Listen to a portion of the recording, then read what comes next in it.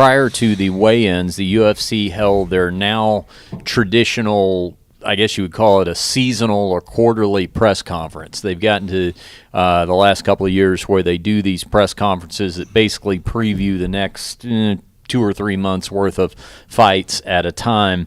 And the big news was that Conor McGregor is coming back. He's booked October 6th to take on Khabib Nurmagomedov, headlining here in Las Vegas. It's going to be a title shot for the lightweight title. Of course, McGregor's been away. Titles were stripped.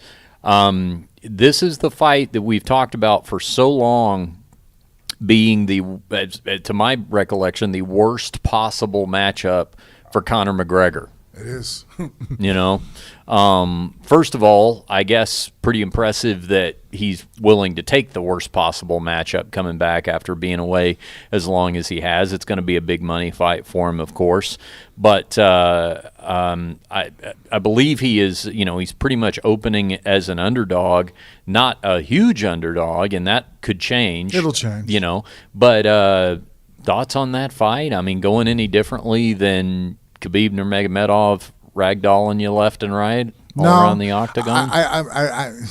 If right now we're putting money on it, my safe money's on Khabib.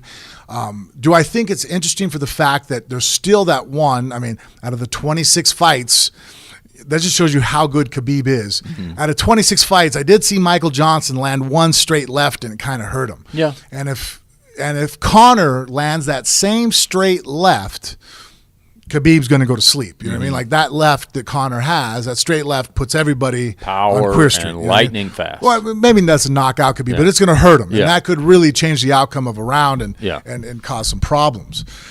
That being said, but you got to think that Khabib knows that the straight left coming down the middle is the only shot that really Conor has to really win the fight and early.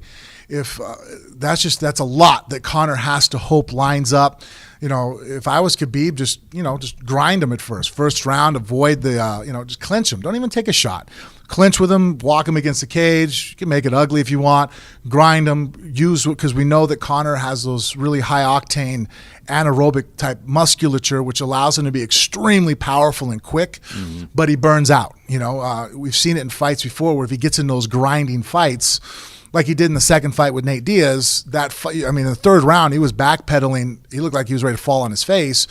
And Nate Diaz can't put the same amount of pressure that Khabib can put on him, So if he thought that was bad, it's going to be worse. So, yeah, I think that it's going to be, it's a pretty, I think, safe bet to say that, it's a Khabib fight. Conor does have that one, that puncher's chance. If anybody has it, it's him.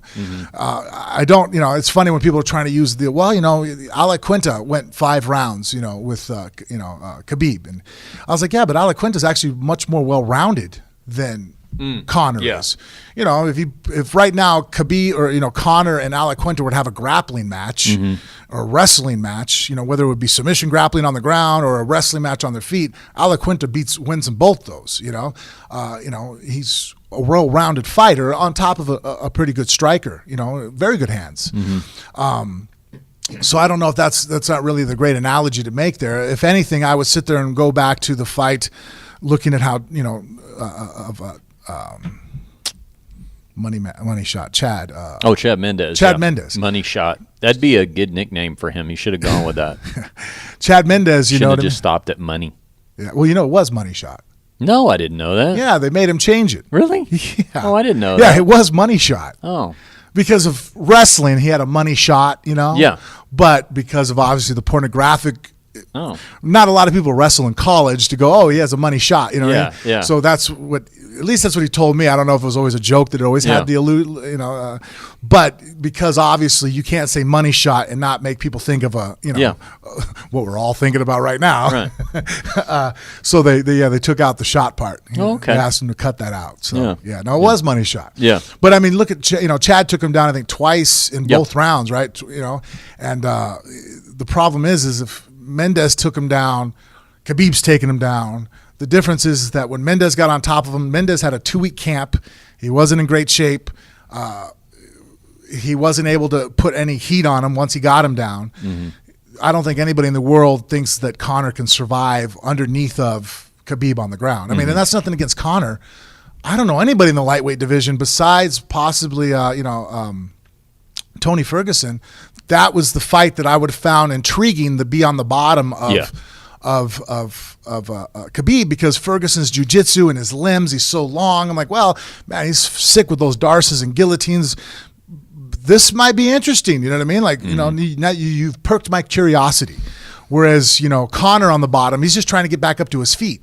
And, he's going to take a beating, like which most guys, I mean, everybody else, the 26 people that he's faced, when they end up on the bottom of Khabib, he takes a beating. He's one of the best in the world, if not the best at ground and pound. He probably has the most vicious ground and pound that I can. I mean, can you think of anybody else that's more vicious on top of you? No. Yeah. Yeah.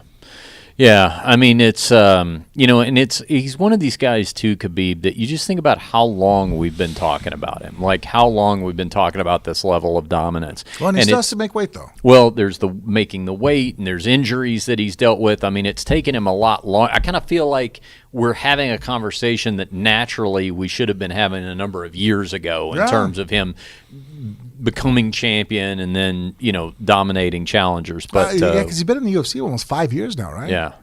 I remember when he first came over, the Fertitas and stuff, because I think I was over at Keith Cleven's, and he had to do some of his rehab there for his knee surgery. Obviously the UFC was taking care of it. And that's when I first heard about him. I mean, at that point, he was extremely highly touted, and everybody knew that he was going to be the next best thing. And because of injuries and whatnot, and just, you're right, it's been a much slower, claim to fame than somebody with his accolades and his abilities probably should have been. The missed weights, and then, back and forth, and then not only some issues that were his fault, the weight issues, and then, opponents getting injured and pulling out, not his fault, but, all compounded together is prolonged, his career. Any surprise on your part that Conor McGregor gets a plea deal in New York for throwing dollies and all is forgiven right away? From the UFC standpoint, I think everybody in the U.S. knows money solves all problems. Yeah. I don't think it's much of a surprise there either.